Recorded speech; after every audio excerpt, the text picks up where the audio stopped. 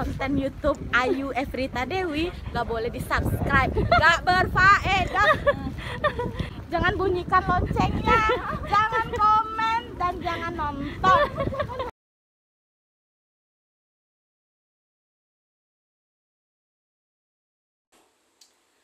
Pohon beringin cegah erosi, rumah kuat karena pondasi. Mohon izin mulai presentasi, moga dapat memberi esensi.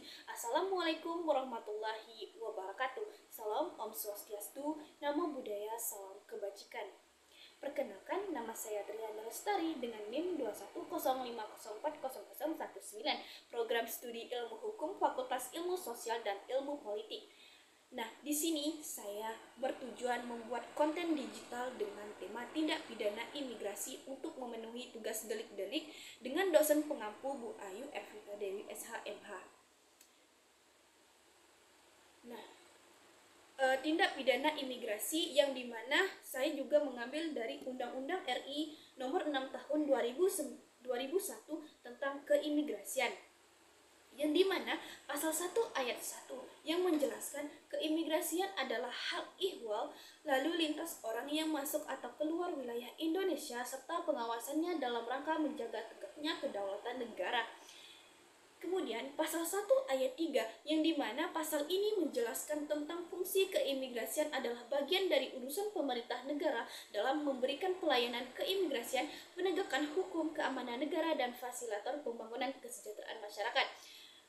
Kemudian pasal 129, setiap orang yang dengan sengaja dan melawan hukum untuk kepentingan diri sendiri atau orang lain merusak, mengubah, menambah atau menghilangkan baik sebagian maupun seluruhnya keterangan atau cap yang terdapat dalam dokumen perjalanan Republik Indonesia atau dokumen keimigrasian lainnya dipidana dengan pidana paling lama 5 tahun dan denda pidana paling banyak 500 juta rupiah.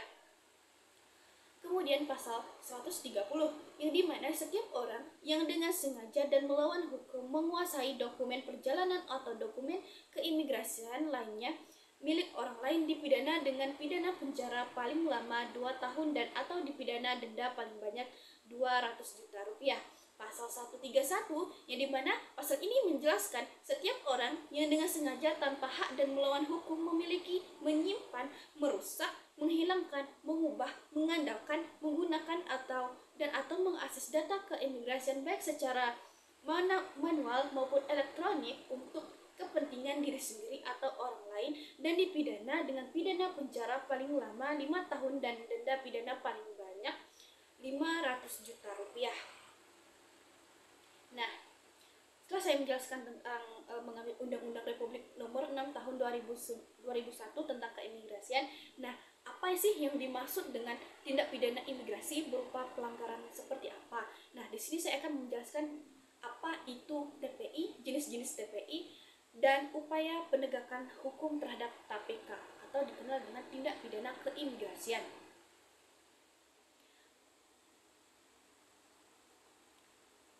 Masuk kepada materi pertama.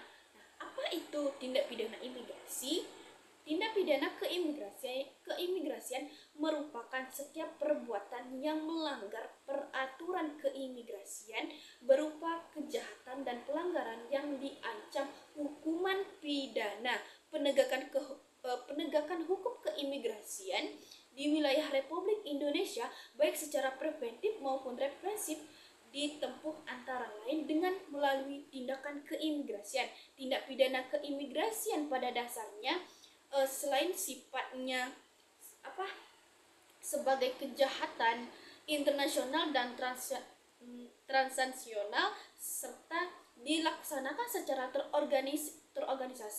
terorganisir juga bersifat sangat merugikan dan membahayakan masyarakat sekitar. Nah, sehingga perlu ancaman pidana yang dimana ancaman pidana itu yang berat agar memberikan efek jera bagi orang asing yang melakukan pelanggaran. Kemudian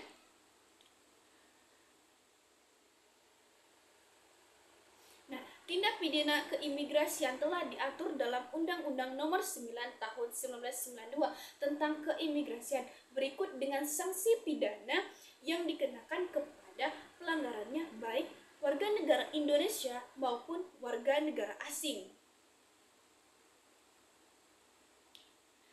Masuk kepada materi kedua, yang dimana di sini saya akan menjelaskan tentang jenis-jenis tindak pidana keimigrasian.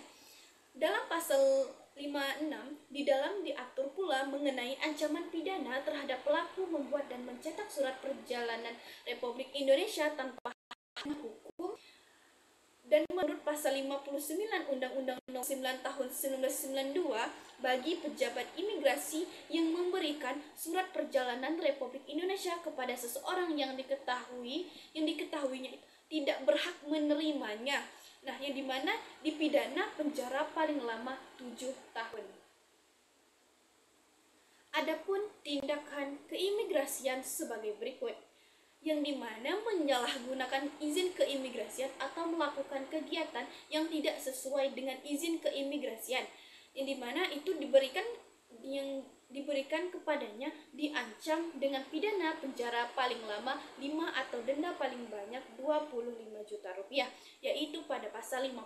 Nah, pada ketentuan pidana dalam pasal ini itu bersifat alternatif, yaitu dapat berupa hukuman penjara atau dapat diganti dengan hukuman denda.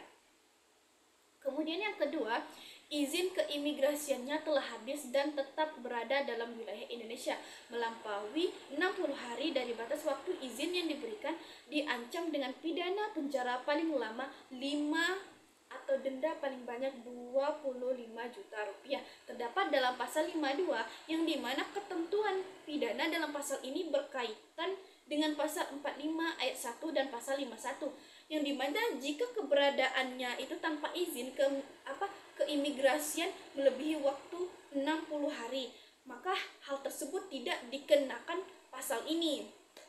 Kemudian yang ketiga, pasal 53 yang dimana orang asing yang berada di wilayah yang pernah secara tidak sah atau yang pernah diusir atau dideportasi dan berada kembali di wilayah Indonesia dengan pidana penjara paling lama 6 atau denda paling banyak 30 juta rupiah. Kemudian masuk kepada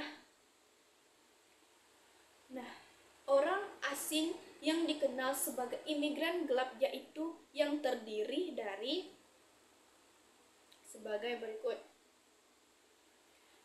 Masuk dan keberadaannya di wilayah Indonesia secara tidak sah, yang dimana masuknya itu tidak melalui pemeriksaan oleh pejabat imigrasi, dan keberadaannya tuh tanpa izin keimigrasian. Yang kedua, masuknya ke wilayah Indonesia secara sah, kemudian menghilang dan keberadaannya selanjutnya tidak lagi memiliki izin keimigrasiannya, telah habis berlakunya overstay illegal stay. Yang berikut tindak pidana yang termasuk klasifikasi pelanggaran adalah meliputi memberi keterangan yang tidak benar mengenai identitas diri dan keluarganya, perubahan status sipil dan kewarganegaraan serta perubahan alamatnya, yang dimana itu tidak mampu memperlihatkan surat perjalanan pada saat diperlakukan dalam rangka pengawasan, serta tidak mendaftarkan diri jika berada di wilayah Indonesia lebih dari 90 hari, melakukan pelanggaran terhadap ketentuan administrasi seperti tidak membayar beban kelebihan waktu sepanjang tidak melebihi 60 hari dan izin keimigrasian yang diberikan. Kemudian yang B, tidak membayar biaya beban terhadap alat sangkut yang tidak memenuhi kewajibannya sesuai dengan ketentuan yang berlaku. Lanjut.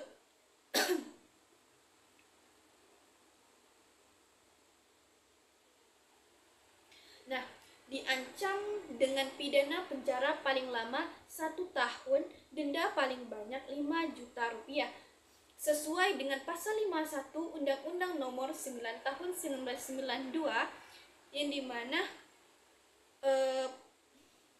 pasal yang kedua, pasal 60, memberikan kesempatan menginap kepada orang asing dan tidak melaporkan kepada yang berwenang dalam waktu 24 jam sejak kedatangan orang asing tersebut, diancam dengan pidana penjara paling lama 1 atau denda paling banyak 5 juta rupiah.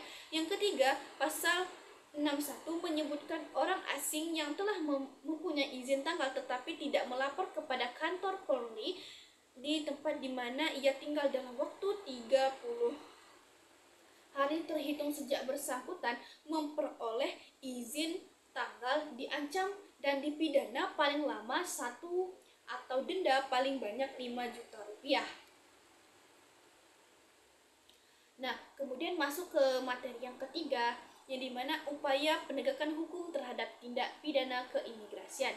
Yang pertama, pengawasan keimigrasian, yang dimana pengawasan keimigrasian ini harus dilaksanakan secara terpadu dan dikoordinasikan dengan baik sehingga dapat menghindarkan terjadinya tindakan yang kurang semestinya terhadap orang asing, tindakan berlebihan dan mengabaikan kebiasaan internasional yang berlaku dalam praktik internasional. Yang berlaku dalam praktik antar negara dapat menimbulkan protes dan mungkin dipandang sebagai tindakan yang tidak bersahabat terhadap negara asal kewarganegaraan orang asing. Kemudian masuk kepada untuk mencapai hasil yang optimal dalam melakukan pengawasan diperlukan kepekaan indera atau sensitivity dari petugas imigrasi terhadap semua peristiwa yang dapat diduga atau mengandung unsur-unsur terjadinya keimigrasian. Nah, adapun bentuk pengawasan terhadap orang asing sebagai berikut. Yang pertama, itu ada pengawasan administratif dan pengawasan lapangan. Nah, bagaimana dengan pengawasan administrasi tersebut? Yang dimana pengawasan yang dilakukan dengan melalui penelitian surat-surat atau dokumen berupa catatan, mengumpulkan data dan penyajian maupun penyebaran informasi secara manual dan elektronik tentang lalu lintas dan keberadaan orang asing. Yang kedua, pengawasan lapangan. Nah, pengawasan lapangan itu sendiri yang dimana pengawasan yang dilakukan berupa pemantauan, razia dengan mengumpulkan bahan keterangan pencarian orang dan alat bukti yang berhubungan dengan tindak keimigrasian. Kemudian masuk yang kedua, tindakan keimigrasian. Pasal 42 ayat 1 Undang-Undang Nomor 9 Tahun 1992 disebutkan bahwa tindakan keimigrasian dilakukan terhadap orang asing yang berada di wilayah Indonesia yang melakukan kegiatan yang berbahaya, yang melakukan kegiatan berupa melakukan kegiatan berbahaya bagi keamanan atau melakukan propaganda. Nah, yang dimana ini tuh itu melakukan propaganda. Yang kedua, pelanggaran ketentuan undang-undang sebagai hukum positif, yang dimana melakukan pelanggaran terhadap ketentuan pasal 48 sampai dengan 61 Undang-Undang Nomor 9 Tahun 1992 tentang keimigrasian. Kemudian masuk kepada tindakan keimigrasian, bentuknya sebagai berikut. Yang pertama, penolakan masuk ke wilayah Indonesia yang diatur dalam pasal 8 ayat 22 dan pasal 48 ayat 2 huruf D Undang-Undang Nomor 9 Tahun 1992. Yang kedua, penolakan keluar dari wilayah Indonesia diatur dalam pasal 14 Undang-Undang Nomor 9 Tahun 1992. Yang ketiga, pencegahan diatur dalam pasal 11 sampai dengan pasal 13, sedangkan penangkalan diatur dalam pasal 21 Undang-Undang Nomor 9 Tahun 1992. Nah, dalam melakukan penyidikan tindak pidana keimigrasian berdasarkan pasal 47 ayat 1 Undang-Undang Nomor 9 Tahun 1992, yang dimana disebutkan bahwa selain penyidik pejabat Polri juga pejabat pegawai negeri sipil tertentu di lingkup departemen yang lingkup tugas dan tanggung jawabnya meliputi pembinaan keimigrasian diberi wewenang khusus sebagai penyidik. Sebagaimana dimaksud dalam Undang-Undang Nomor 8 Tahun 1981 tentang hukum acara pidana, yang dimana penyidik pegawai negara sipil adalah mereka yang diangkat dengan keputusan Menteri Kehakiman Republik Indonesia sebagai penyidik pegawai negeri sipil dan masih aktif di lingkungan Direktorat Jenderal Imigrasi. Nah, ketiga, karantina imigrasi.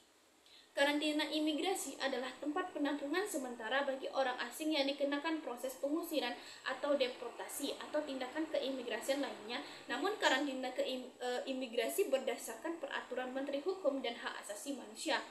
Kemudian yang keempat, pencegahan dan penangkalan.